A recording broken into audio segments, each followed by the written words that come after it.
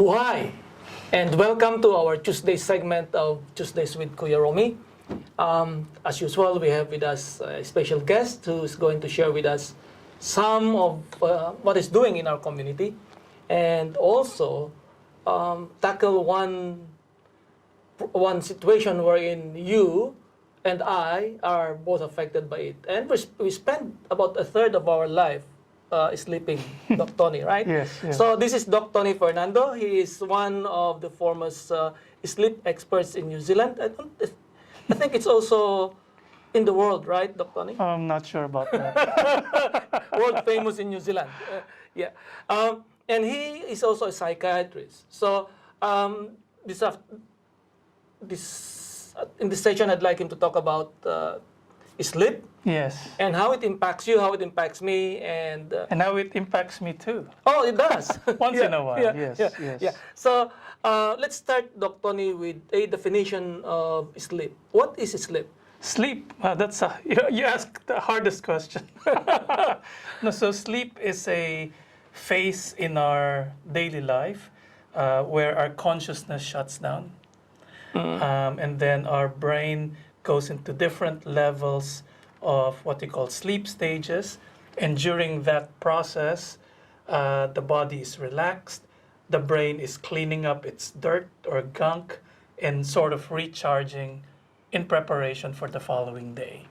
So sleep for humans roughly takes about 7.5, 8 hours for adults on average. But for newborns, I'm sure you had kids, they would take sometimes 16 to 20 hours. It changes as we age. And then when we get a little older, it's less than 7 and 8 hours. So it changes. And can you tell us which segment of the population will most likely have sleep problems? The younger ones? Yeah, good question. So there tends to be more sleep problems the older we get. Also, women tend to have 2 periods in their lives where their sleep becomes worse. So initially when they have children and also around menopause time. So hormonal changes. Yeah, hormonal changes. Yeah. So I'm talking about one of the most common sleep problems, which is insomnia. But there are also other types of sleep problems. Yeah, which leads us to the next question. What are the top 5 sleep problems that you would be able to identify for our... Yeah, so probably the way I classify, I wouldn't call it a top 5, but the way I view sleep problems is there are 3 general types. Okay. So the first type we call the insomnias. So insomnia would be poor quality sleep.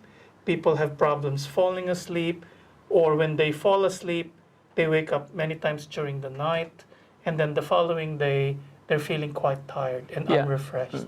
So that's what we call the insomnias. And insomnias would be, I would say, one of the most common sleep problems. At least 10 to 30% of the population have long-term insomnia. So you're talking about, let's say, at least 400,000 to 500,000 New Zealanders, if not more, have insomnias. So that's what you call insomnias. And then the second group of sleep problems, we call them the excessive sleepers. Oh, so one lacks it, the other one is excessive. is excessive. Okay. So excessive sleeping, when people have excessive sleep, what happens is they're so sleepy that they sleep more than 8 hours. So a lot of them will sleep 9, 10, 11 hours. Many of them, even after having had a long sleep at night, the following day they're still very tired and very fatigued that they're sleeping even while driving. So it's a dangerous one. Dangerous one. So excessive sleepers, one of the common reasons for that is a condition which we call sleep apnea. Yeah. So sleep apnea is very important to talk about, particularly in New Zealand, because we have a lot of patients with sleep apnea in New Zealand. It's highly linked to obesity. Certain populations or ethnic groups, particularly Maori or Pacific Island folks, tend to have higher rates of sleep apnea. And aside from affecting their quality of life, they're also at risk for major health problems like diabetes or even heart attacks. So if sleep apnea is not managed, it can cause lots and lots of problems. So that's the second group. And then the third group of sleep problems, we call it the parasomnias. So these are the sleepwalkers, sleep talkers, sleep screamers. Snorers? Actually, no. Snorers, many of the snorers, not all, many of the snorers would join the second group. A lot of people with very loud snoring also have sleep apnea. So snorers, we don't consider that parasomnia. So the parasomnias would be sleep talkers, sleepwalkers, people who sleep eat. Some people commit sleep violence. So I'm involved in 4 legal cases at the moment of sleep-related violence. And I come in as an expert to the court to help clarify how much of this is sleep-related. And then you have people who have nightmares, vivid dreamers, people who have restless legs. So that's what we call parasomnias. And of these 3 categories of problems, how many % of, say, the New Zealand population would be affected by these 3 problems? That's you got me there. So with insomnias, 10 to 30%. So I'm not sure of the exact number of people with sleep apnea. It's not my area. And then parasomnias also depends on the actual diagnosis. Less than 5-10% will have parasomnias or problematic parasomnias. Can we say maybe between 40 to 50% of the population will have sleep symptoms at least, but a symptom does not mean that it's a disorder. You know, if you sleep talk once in a while, that does not mean you have a disorder. It becomes a disorder or a diagnosis if it causes problems with you. So I have patients who, in addition to sleep talking, they also scream constantly at night. So it causes problems with them because they wake up multiple times, and also people around them are affected. So it's normal to have sleep symptoms once in a while. So once in a while you develop insomnia. You know, for example, before a major event the following day, or let's say you're traveling, you're jet lagged. It's normal to have sleep problems once in a while. But we don't call it a disorder. So those are the common ones. Are there what you may call rare or... I wouldn't say rare, but we have a lot of unusual sleep problems that people don't know about.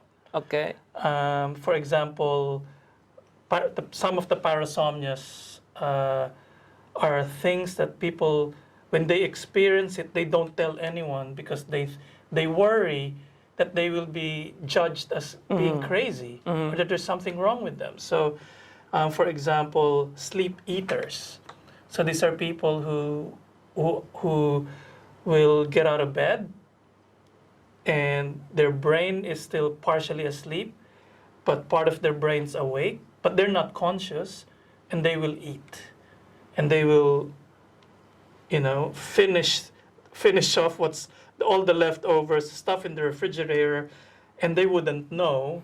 The following morning. They'll only know the following morning because there's trail of crumbs or stuff on the kitchen bench, and then the wife will say, "What happened last night?" So we have unusual conditions like that. We have sleep-related sexual behavior, so that's problematic.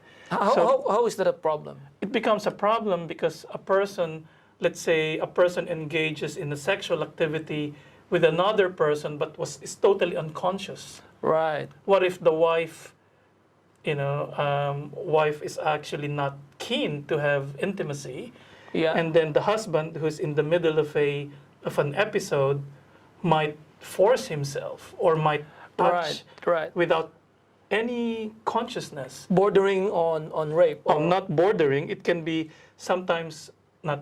many times the patient with sleep sexual behavior can be charged with sexual assault or rape. So that's and sleep related sexual behaviors are actually not rare. Okay, not rare. So there was a study in Norway that showed that about 7% of the population have experienced sleep-related sexual behavior. So it's not rare. 7% is not rare. Yeah. So you have sleep sex, you have sleep eating, you have people who what do you call this, sleep drive. So that's much rarer. People who drive their vehicles while asleep. All right. So and causing accidents or... Interestingly, no. Oh. Because even though they're not conscious, the automatic part of the brain is intact. So it can navigate through traffic. But what Right. a few of the cases end up stopping in the middle of the motorway, because that's when You wake they're- up? No, some of them wake up and like, oh my God. Or some of them go into a different sleep stage, and then they go into deep sleep. All right. And then they just stop in the motorway. Okay. We'll take a short break now. When we come back, we'll talk more about sleep and maybe pick up a few more tips on how we can solve some of our sleep problems. We'll be back.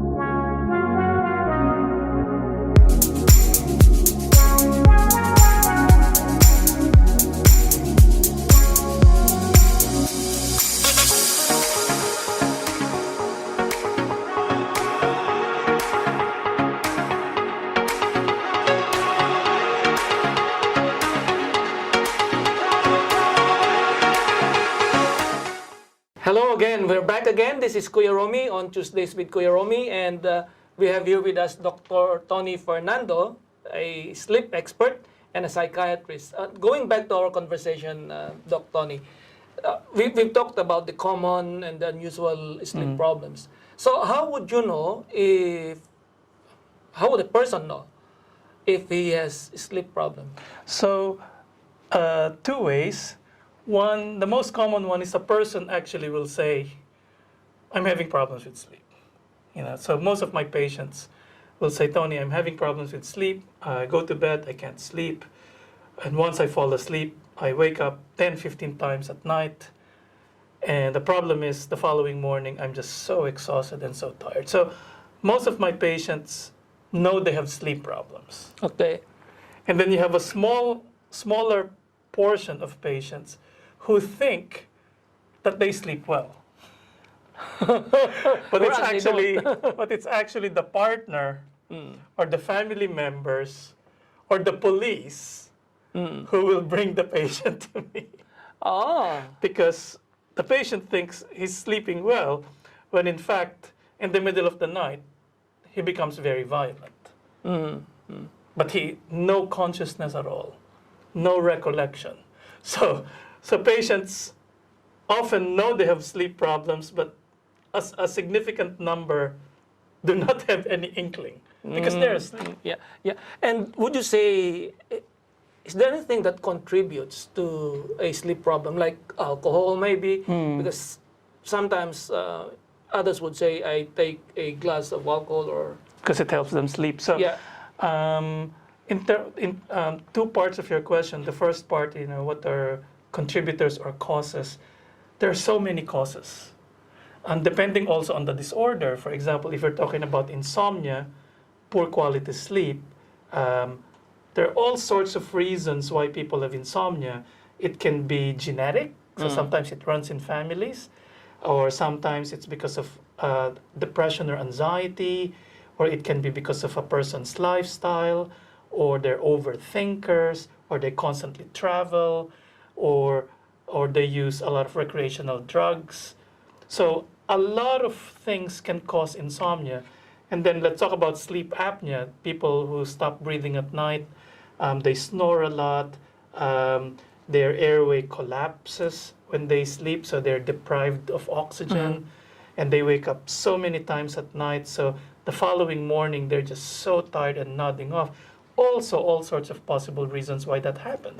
It can be because they're overweight, So if people are overweight, they have more fatty tissue around their breathing tubes, and when they go to sleep, it collapses. So it can be because of weight, it can be because of how their anatomy is structured. So people with small jaws are more prone to sleep apnea. Um, I'm, I actually don't know the latest research, but it's possible there might be genetic component to that. So all sorts of possible reasons why people have sleep problems.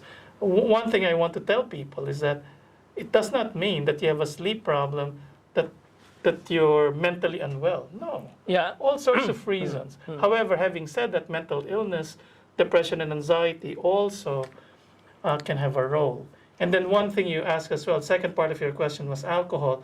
Alcohol is interesting because a lot of people with sleep problems or insomnia would have alcohol because it helps them go to sleep. The problem with that is it doesn't end there, because once you've taken alcohol, your quality of sleep can actually be quite poor. So it's a double-edged sword. So I advise people who have insomnia, who drink alcohol, that cutting back on alcohol is part of the treatment as well. How about milk? Hot milk. Yeah. So as far as I know, the research on that suggests that there's not much evidence. Okay. Yeah, it's a controversial thing because it's, it's what your mother will tell you. Having said that, even if there's no clear link as to why milk helps with sleep, just having the ritual of having warm milk and thinking that it might help with your sleep can actually help with sleep. Positive reinforcement. Yeah, it's called a placebo response. So there are a lot of things that people do to help with sleep that we can't find any good scientific evidence why it works. But if it doesn't hurt, Yep.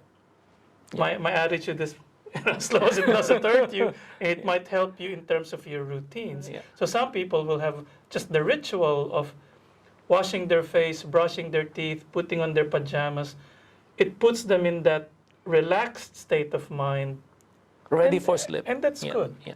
And can you give us some tips on how you can get a good sleep? Yeah, so probably you can already get from what I'm talking about here is that there are so many reasons why people can have sleep problems. So there's no one tip, okay? But for people with poor quality sleep, one very important tip is having a calm mind. Having a calm mind. So yoga or something like that will help? Or? Yoga can be helpful. Mindfulness meditation can be helpful. Prayer can be helpful. Listening to a podcast before you go to sleep can be helpful. What you don't want to do if you have sleep issues, particularly insomnia, what you don't want to do is to think about it. Like, will I have a sleep problem tonight? Oh, if I don't sleep tonight, I will be a wreck tomorrow. If I'm a wreck tomorrow, I might lose my job. If I lose my job, I'll become homeless. So all of They this become anxious. Anxiety. and they catastrophize. So a very simple but hard to do recommendation, hard to follow recommendation is, if you have insomnia, try not to think about it. In fact, thinking about it can cause insomnia. So having a calm mind can be helpful for sleep. A very practical tip, particularly for younger people who have poor quality sleep, is to not use devices 1 to 2 hours before they go to bed. To say, So devices meaning laptops, Cell phones, tablets, computers.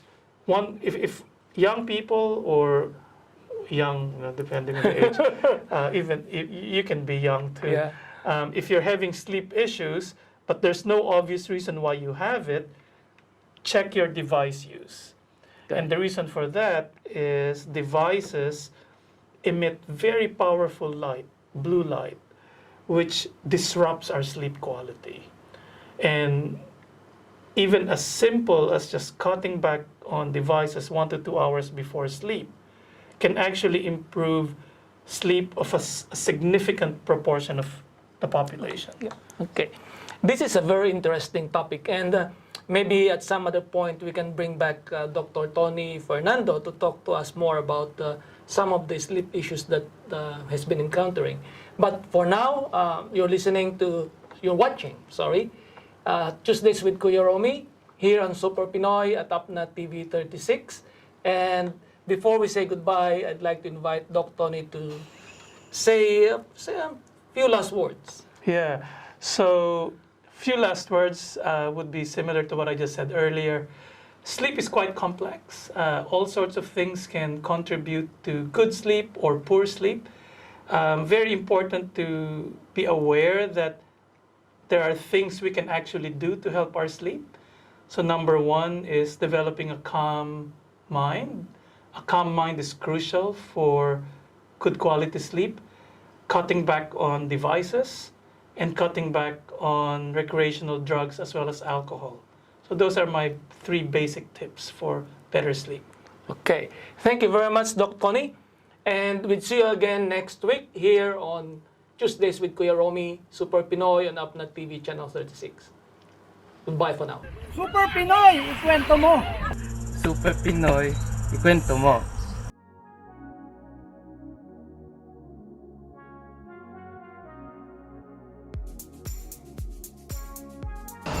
This is your opera princess, Fernando, reporting for Super Pinoy, ikwento mo! Today, we are here at Food Trip in Mata Mata to watch a live cooking demo in cooperation with I Love Asian Store with my friend, Grace. Something smells really good. It really does smell good. Let's go.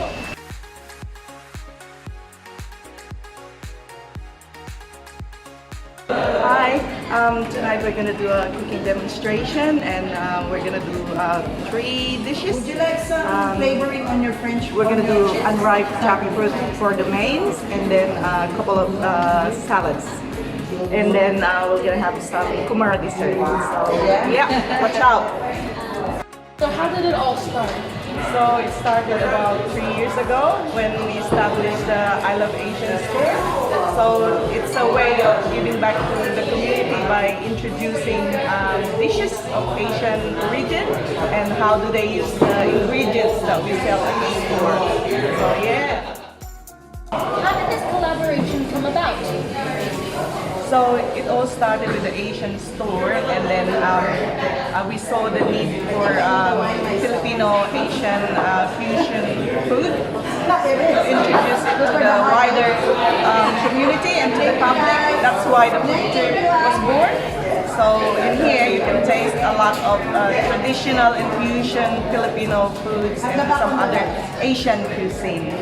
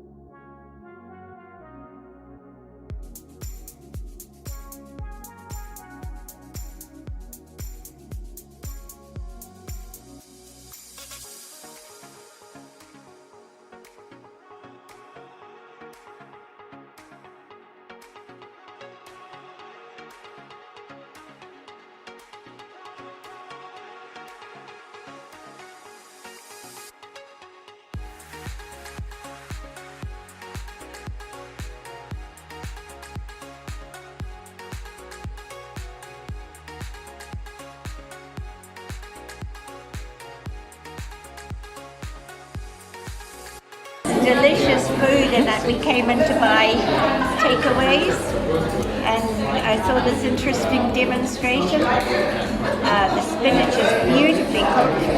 The bean curd is delicious with the sauces and the tasty saltiness and the lovely roasted seeds.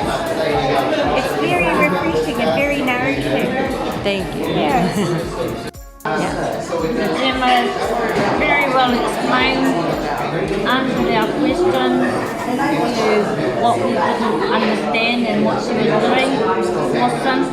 The dish is unique. It's got its own flavours. You've got to come and try it. Make it beautiful.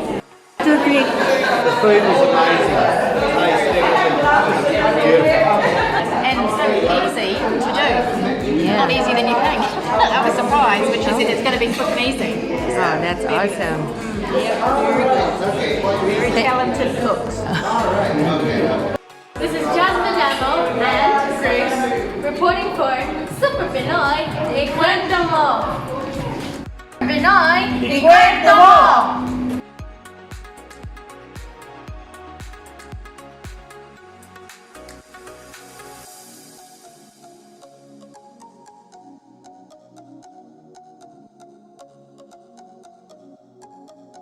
Kayo po'y nanonood sa Super Pinoy at narito ang kwento ng VOA News. Excited fans returning to New York's Yankee Stadium earlier this month for the first time since October 2019 as the new Major League Baseball season begins. They have to prove that they are coronavirus-free.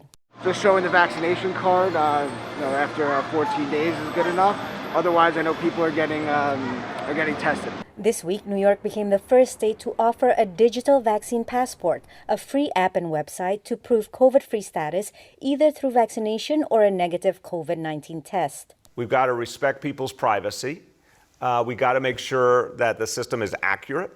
There's definitely more to be worked through, but I think they'll be part of the solution. Private companies around the world already use digital vaccine certification in tourism, entertainment, and other industries. Several countries, including China and Israel, have launched official nationwide systems, but don't expect the U.S. to follow. There will be no centralized universal federal vaccinations database and no federal mandate requiring everyone to obtain a single vaccination credential. Vaccine certification is controversial in the U.S. Some Republican governors have even issued executive orders banning them. Americans are often very skeptical of the idea of anything that might be centralized in the federal government, and they see that kind of centralization as being an affront to either privacy or to freedom. The Biden administration is urging private entities to develop their own solutions, but will provide guidelines to meet certain standards, including accessibility and affordability. The World Health Organization is also against the idea of vaccine passports for travel between countries. We're not certain that at this stage that the vaccine prevents transmission, and there are all those other questions, apart from the question of discrimination against people who are not able to have the vaccine for one reason or another. While certification may help industries eager to jumpstart revenue, health experts say ultimately the answer is to simply vaccinate more people. The more people who are vaccinated, if we really get to over 80%, then we don't have to worry about those vaccine passports. Currently, about 20% of Americans are fully inoculated. With vaccine hesitancy still a factor, challenges remain for the country to reach herd immunity. Patsy Widakuswara, VOA News.